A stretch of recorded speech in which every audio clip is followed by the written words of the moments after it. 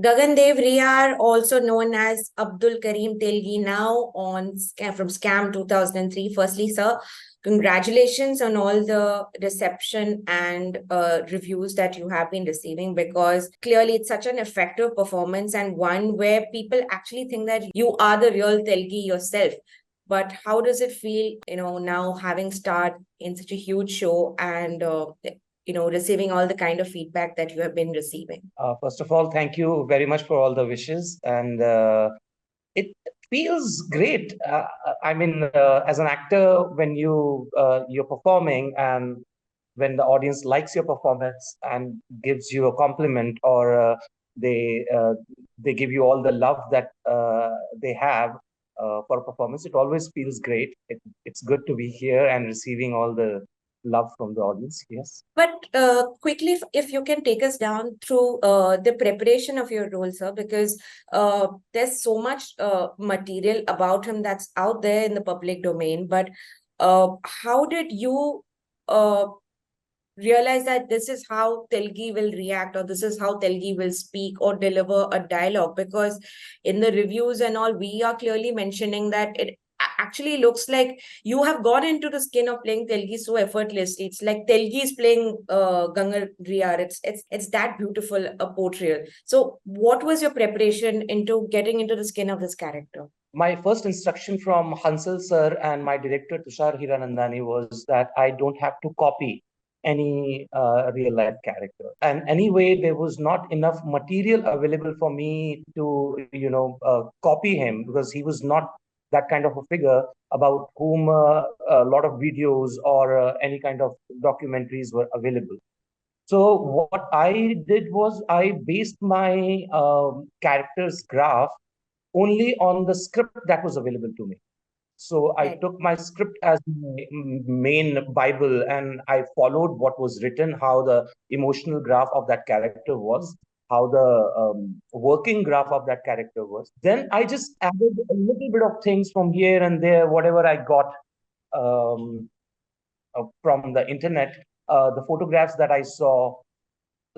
The major preparation was how to make those lines sound like the character who's from Karnataka, living on Karnataka Maharashtra border, from Khanapur, where he was. So yes, I did go to Khanapur for one day, and I recorded the local dialect people talking. I spoke with them. I recorded those how people have the tonality over there.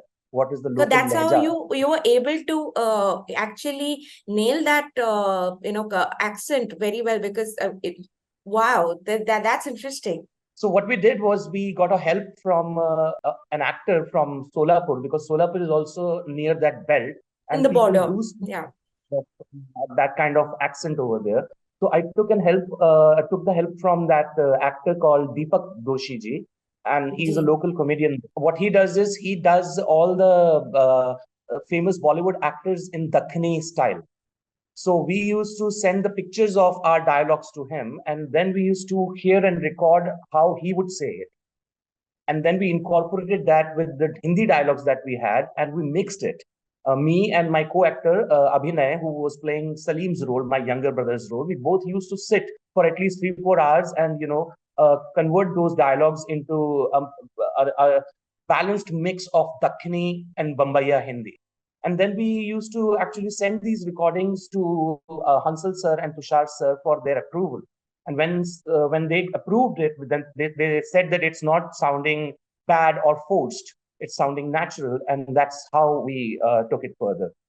Also, there was a weight gain process to be able to, at least look like the character.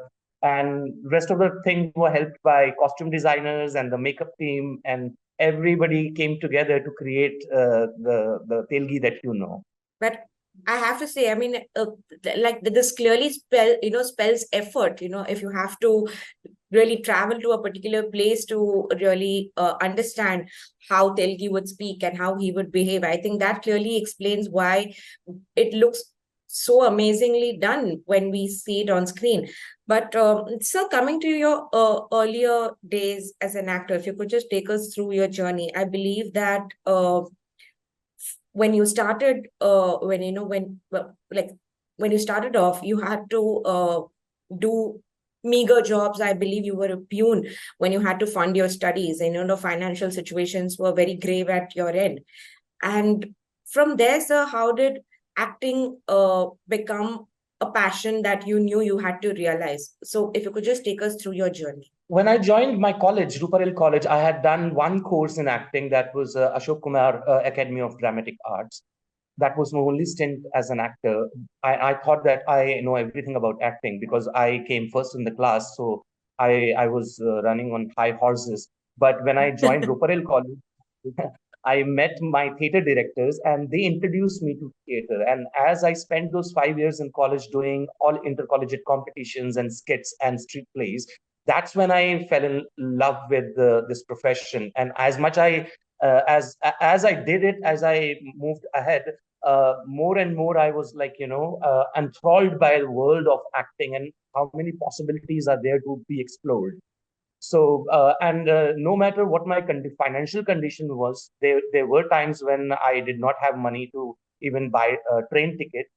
But yes, the passion for acting, the satisfaction that I used to get after performing a play or even a small skit in front of the audience, and audience liking it and coming and giving compliment to me, that was the main force behind my persistence, my because of that I could continue doing what I could. And I don't think any job is a meager job. Yeah. Those jobs did help me. Those jobs did help me, and I am not ashamed of working as a peon or as a McDonald serving person. These were the jobs actually kept me going. They provided me with little money that actually gave me the help to be able to continue my passion. Uh, After that, when I joined professional theater, it kind of explored, opened up more venues for me. Like I knew that I can learn light designing, I can learn music operation, I can learn how to make costumes, I can learn how to make sets. So all these things, odd jobs here and there. Sometimes I was not even acting in a play, but I was, doing a production work or Yeah. maybe serving tea to senior actors. And whatever money I used to get, we used to, that's how I run my home. And, it put food on my plate. And the whole world was so kind to me at that time. Like either here or there, somewhere, if you want to pursue your dream, something or the other will definitely help you. And many seniors, my friends, my theater fraternity friends, my other friends, my family, they all supported me in this. They all were very patient with me when I used to tell them that wait for a few days and wait for a few years, and I will find the kind of money or the kind of livelihood we that can sustain on itself. Well, and clearly, sir, it's all worked out very beautifully for you. So, firstly, congratulations on a very fruitful journey. But if I have to come back to Scam 2003, uh, there are these amazing one-liners that you have. There are these amazing moments that you have, and you're not necessarily trying to be heroic in them. You are just reacting to the situation. They are just merely reactions. It's not like you've read you are about to deliver a line and suddenly you're like, oh wow, this line is great, and it's you don't necessarily add any heroism to that character at all, which again it's a very tightrope walk to sort of travel. I remember asking this to even Pratik also during when we had connected a little after the success of Scam 92. And I had asked him that how was it, how crucial was it for you to find that space where you are just playing the character, not necessarily empathizing with that person, nor, you are villainizing him, because in the public domain, we know that what Telgi has done is unacceptable, but it's also important for us to know his side of the story also, like where does he come from, or what were the resources that he had that equipped him to do the things that he did. So as an actor, when you're playing a character like that, how objective was it for you to sort of uh, distance yourself from the noise, or from the various emotions that you would feel towards your own character? I'll give this credit completely to Mr. Hansal Mehta, sir, the showrunner and the co-director. He told me Yeah. very clearly that I need to see it from a human point of view. I don't need to judge him from what he has done or what are the news about him in the newspaper or in articles. Yeah. He might be a criminal from for law and order, but for himself, he was just a person. He was a regular person who had faced all the troubles growing up, you know. And imagine if you had to feel those troubles, if you have to face those troubles. And being an actor, I also went through a financial crisis in my life, and I know what those troubles are. So my entire point was just to, and he also says, Hansel sir says that you need to understand what is your intent of saying those lines. If your intent is clear, you don't need to, make a dialogue sound like a dialogue. Even if you Yeah. say the line with simplicity, it will reach the audience. And amazing dialogues are written by Mr. Karan Vyas, the dialogue writer of the Yeah. 2003. All I had to do was that where those dialogues are coming from. They are coming from his own heart. They are coming from his own mind. You're just speaking your mind. You are not trying to make a hero out of them. You are just trying to say that, okay, I face this problem and I need to get rid of this problem. And if you can say this simply, that I'm facing this and I need to get rid of this. I need to change my lifestyle. I need to change my life. I need to make better of my life.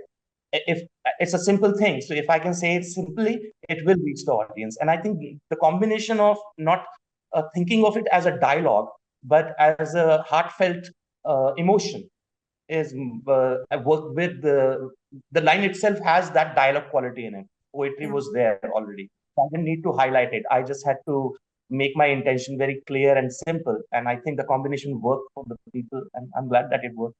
So when one looks at both Pratik and you right now, it's just a testament to the fact that there's so many bustling talents waiting to be explored from our theater scene.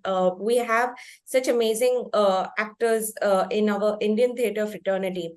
But as an from if I can ask you from an insider's perspective, sir, why do you think that unless and until we don't have very good casting directors, because both of you have been discovered by Mukesh Chabra's company, but we do not unless and until there's not enough casting directors there who actually make an effort to explore and look out for amazing gems like both of you, why do you think that Indian theater fraternity has still not been able to witness so many conversions of good actors from theater to film, in your opinion? I don't completely agree that it's we are not witnessing many theater actors nowadays. The things are changing, and they have been changing for the past, I think, uh, almost like 8 9 years or almost a decade now. I have Okay. seen when I perform at Prithvi, I see many casting directors coming and watching plays, and they do find good actors over there, and they do call them for auditions. Casting directors like Anmol Ahuja, Casting Bay, Mukesh Chabra and Nandini Shweta, and all these people, I've seen them watching plays. And if you see in the past 1 decade, there are many theater actors who have made it to OTT platforms, many theater actors who have made it to films, and they are doing good roles now. People like Yeah. Jaideep Alawat, Brijesh Kala, all these people are from theater. They all do theater, and they were discovered by these casting directors. Yes, it can happen more also, but keeping in mind that we have too many actors. Everybody wants to be an actor. Like film industry is like bustling with their. Right. I think three actors make it to movies today. There are 30 actors who are waiting, who have just arrived in Mumbai to explore their opportunities here. So it's not easy to keep casting everybody. There's Yeah. a lot of training goes, lot of you need to see how much talent do you really have, how much you have worked on your talent. Some people come and they think that if we go to Mumbai and give one audition, we'll be star, and it doesn't happen like that. You come here, you look for opportunities, you learn from the seniors, you do some plays, you explore you learn every angle of acting. Don't just speaking dialogues is not acting. Yeah. Okay, you need to understand there are other aspects like do you have sensibility to write something? Do you have the sensibility about music, about many other aspects of filmmaking and theater? So it will take time, but if you're persistent and if you're learning, if you have the heart to learn it, and if you are patient enough, uh, sooner or later you will definitely get noticed by some casting director. You will find yourself on OTT platform or in a film. What has been the most overwhelming piece of feedback, sir, that you have received from somebody apart from your immediate Scam 2003 crew and cast? If there has been someone who has watched the show and reached out with a very heartwarming piece of feedback for you, what has that been? I got a call. I was actually giving a live interview like this one, like how we are talking, and I got a call. I cut that number because otherwise the interview would have sabotaged, would have gone Yeah, sabotage. So I yeah. got that call. Then I received a message saying, Gagan, Mr. Gagan, I want to congratulate you on your nuanced and fine portrayal of Abdul Karim Telgi. This is Arvind Swamy. I'm a Chennai-based actor, and I just wanted to tell you that you were really good. And I messaged him immediately. I asked him, Arvind Swamy of Bombay fame, and he said, yes, sir. And I was like, oh my God, this is Oh, unreal. Yeah, so I called him back immediately. I said, sir, can I call you back? And he said, instead, he called me back again. And then he gave me the same compliment on phone, and I said, "Thank you, sir. We have grown up watching your films, and Bombay and Sapne, they are still like our favorite films when we were yeah. growing up." So it was really a very heartwarming compliment, and that man took the trouble to actually call Mukesh Chabra to get my number to be able to call me. I think that was very sweet gesture of him. And I also got a voice note from Mr. Aditya Pancholi, and it was a very long voice note where he congratulated me on my performance. Then I also got an Instagram message from South actor Siddharth, who we have seen in Rang De Basanti and Rang De other Basanti. films. Yes, so all these people are reaching out to me, and that really feels very special, that somebody is taking out time to compliment an actor like me who's relatively unknown and a new actor, basically. So that I felt really welcomed in the industry like that. So, sir, if it's not premature for you to disclose, as we conclude our chat, if I can ask, what's next in the pipeline? Are you working on something right now that you can share with us? I have not decided anything on lockdown on anything. I've been receiving offers, and there are many chats that are going on, many talks that are going on about what kind of roles shall I do, or what kind of roles scripts shall I select, what kind of directors I want to work with. But I'm not in a hurry, and I've been very nicely, what you can say, guided by Mr. Hansal Mehta sir, Mr. Mukesh Chabra, who always tell me like, if now you should not be in a hurry, and you need to plan your next carefully, so that because today's time, it is so fast that one day you are up there and the next day you are nowhere, because times are changing. It's a very fast social media world we are living in. So I have to see what I've been doing till now. I've been very patient with my acting career, and I think I'll continue to do that. So whenever I finalize something, I will definitely announce it in the public. Well, more power to you, sir. Thank you so much for taking the time out to speak to us at the Free Press Journal. And I wish you all the very best for your upcoming endeavors. And congratulations once again for Abdul Karim Telgi and for all the praises that you're receiving. It's so well deserved. Thank you so much, sir. Lakshmi, thank you. It was nice chatting with you.